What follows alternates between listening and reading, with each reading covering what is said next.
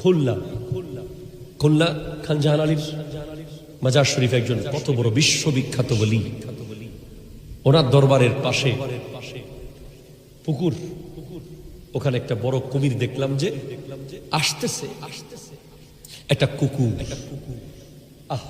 অবলা প্রাণী আছে, সেটা একটা পশু। আমরা তখন পশুর চেয়েও নিকৃষ্ট হয়ে গেছি।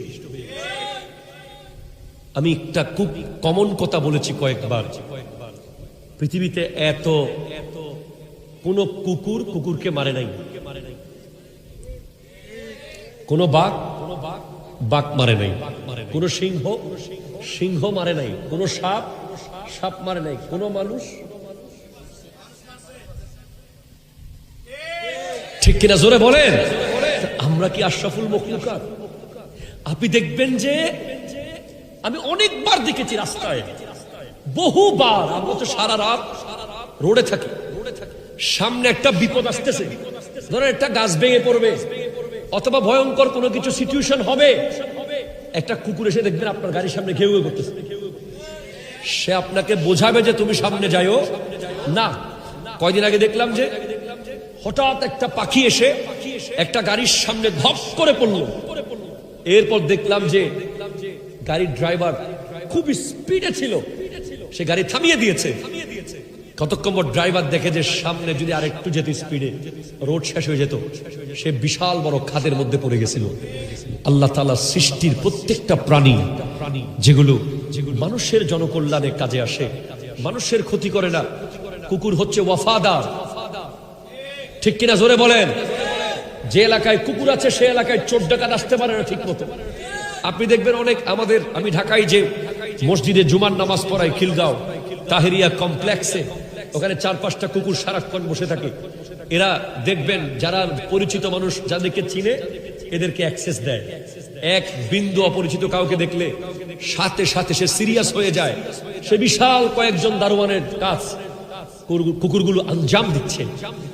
এই কুকুরের কথা কোরআন শরীফে আছে, আসহাবে কাহাবের কুকুর।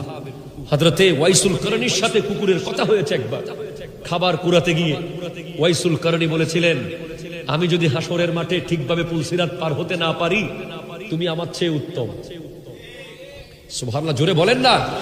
আর আমরা মানুষরা কত পাষাণ, কতটুকু নির্দয় হলে আমাদের কিছু মানুষ দেখলাম যে তার দাঁড়িয়ে দাঁড়িয়ে তাকাচ্ছে, আর একটা কুমির এসে সবার সামনে কুকুরটাকে কামড় দিয়ে নিয়ে গেল।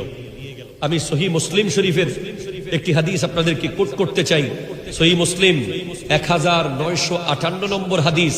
নবী সাল্লাল্লাহু আলাইহি ওয়াসাল্লাম ইরশাদ করতে লাগলেন, যে ব্যক্তি কোনো জীবন্ত প্রাণীকে তার খেলার লক্ষ্য বানালো, খেলাধুলার লক্ষ্য বানিয়ে তার ক্ষতি করলো, তাকে আঘাত করলো, তাকে মেরে ফেললো, বা তার খেলার লক্ষ্য বানালো, তার উপরে লানত, তার উপরে আল্লাহর লানত, তার উপরে আল্লাহর লানত।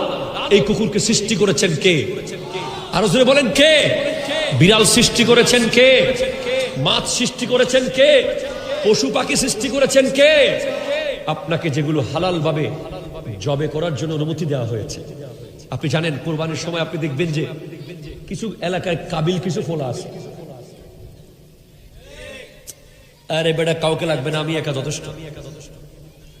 গরুটাকে উল্টা পাল্টা টান মেরে নিচে পাথর কিচ্ছু দেখে না, কোথায় ফেলতেছে, গাছে বাসে ফেলে দেয়, বল দেখায়, বল আছে না নাই, বল দেখাতে চায়।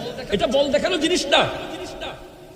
আবার অনেকে দেখবেন যে আলসেমির কারণে মাত্র 5 মিনিটের কাজ ছুরি ধার করা, এটা ধার না করে ঘর থেকে ছুরি একটা নিয়ে আসে, পশুর উপরে অন্যায় ভাবে মনে হচ্ছে জুলুম করতে